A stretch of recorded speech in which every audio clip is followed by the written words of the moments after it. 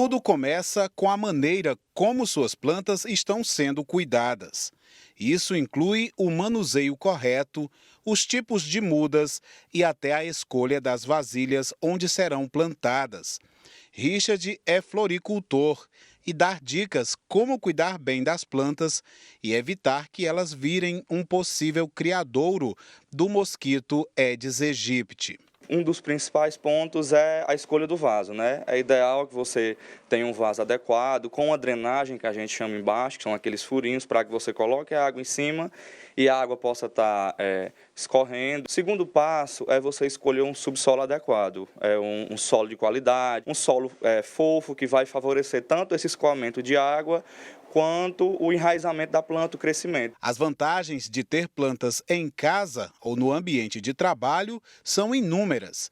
Desde que sejam bem cuidadas, elas servem como objeto de decoração, têm um valor medicinal e fitoterápico e ainda ajuda a equilibrar as energias dos lugares. Eu gosto muito de plantas porque, para mim, elas trazem uma energia muito boa para o ambiente, né? Quando a gente começa a cultivar plantas, sempre tem aquela história de que ela filtra as energias negativas do ambiente, então eu acredito, sou um pouquinho supersticiosa e acredito bastante nisso. Eu sempre procuro ter plantas que elas são adaptáveis tanto ao sol quanto ao ambiente fechado, né? Por aqui ser um ambiente fechado. E plantas também que elas precisem de pouca rega. Elas são uma verdadeira fonte de vitalidade. Têm um poder contagiante. Cuidar das plantas é considerada uma ótima terapia para muitas pessoas.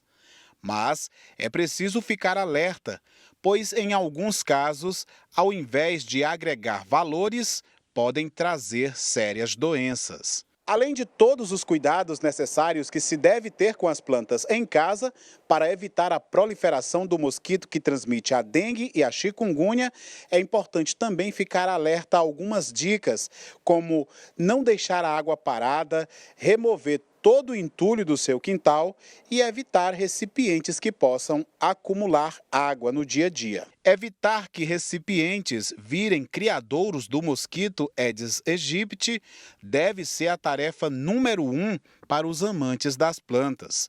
Outra alternativa é a escolha correta do tipo de planta para se ter em casa.